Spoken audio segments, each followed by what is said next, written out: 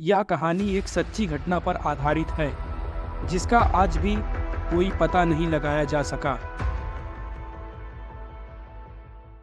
उत्तराखंड का भूतिया गांव, एक सच्ची कहानी। उत्तराखंड की खूबसूरत वादियां, हरे भरे जंगल, ऊंचे पहाड़ और शांत झीलें हमेशा ही पर्यटकों को आकर्षित करती रही हैं। लेकिन इन हसीन वादियों के बीच छिपी हुई है कुछ डरावनी कहानियां, जो इस खूबसूरत राज्य की रहस्यमयता को और भी बढ़ा देती है। ऐसी ही एक कहानी है उत्तराखंड के एक छोटे से गांव, जिसे आज भी लोग भूतिया गांव के नाम से जानते हैं। यह गांव समुद्र तल से काफी ऊंचाई पर स्थित है, जहां पर पहुंचने के लिए घने जंगल और खतरनाक रास्तों से होकर गुजरना पड़ता है। कहा जाता है कि इस गांव में कभी लगभग 100 से अधिक लोग रहते थे, परंतु अचानक एक दिन वहां से सभी लोग गायब हो गए। किसी को नहीं पता चला कि गांव के लोग कहां चले गए और क्यों। गांव के आसपास के क्षेत्रों में लोग इस घटना से बेहद डरे हुए थे, क्योंकि उनके अनुसार गांव में कुछ अजीब और डरावनी घटनाएं हो रही थी। इस गांव का नाम कुंजापुरी था, जो अपने समृद्ध इतिहास और धार्मिक महत्व के लिए प्रसिद्ध था।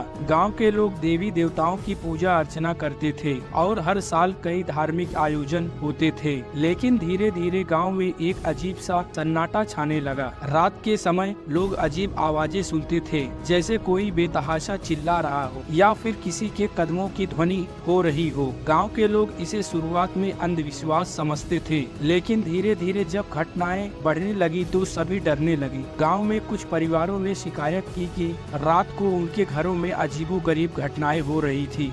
घर के दरवाजे अपने आप खुलते और बंद होते थे, पानी के घड़े खाली हो जाते थे और यहाँ तक कि कुछ लोगों को ऐसा लगता था कि जैसे कोई उनका पीछा कर रहा हो। एक बार गांव के एक व्यक्ति, जिसका नाम मनोहर था, मनोहर ने दावा किया कि उसने रात के समय एक सफेद साड़ी पहने महिला को गांव के मंदिर के पास देखा था। जब उसने महिला से बात करने की कोशिश की तो वह अचानक गायब हो गई। यह घटना पूरे गाँव में आग की तरह फैल गई और लोग मंदिर जाने से भी डरने लगे। इन घटनाओं के बाद गांव के लोग एक एक कर गायब होने लगे। सबसे पहले गांव के मुखिया का बेटा अचानक बिना किसी सूचना के गायब हो गया। उसकी काफी खोजबीन की गई, लेकिन वह कहीं नहीं मिला। इसके बाद एक एक कर गांव के कई लोग गायब होते चले गए। इस घटना ने पूरे इलाके में दहशत फैला दी। गांव में रहने वाले लोग धीरे धीरे अपने घर छोड़ने लगे और देखते ही देखते पूरा गांव वीरान हो गया। कहा जाता है कि गांव के आखिरी कुछ लोग एक रात एक साथ इकट्ठा हुए थे, ताकि पता लगाया जा सके कि आखिर गांव में हो क्या रहा है। उन्होंने रात भर जागने का फैसला किया और गांव के चौपाल में एकत्र हुए। रात के करीब आधी रात को उन्होंने गांव के एक कोने में चीखने की आवाजें सुनाई दी। जब वे उस दिशा में गए तो उन्होंने देखा कि एक अजीब सी छाया उनके सामने आकर खड़ी हो गई। वह छाया इंसान जैसी थी, लेकिन उसकी आंखें जल रही थी और वह बेहद भयानक लग रही थी। इससे पहले कि वे कुछ समझ पाते, वह छाया हवा में विलीन हो गई। अगले दिन सुबह गांव में कोई भी जीवित नहीं था। गांव के बाकी बचे लोग भी कहीं गायब हो चुके थे।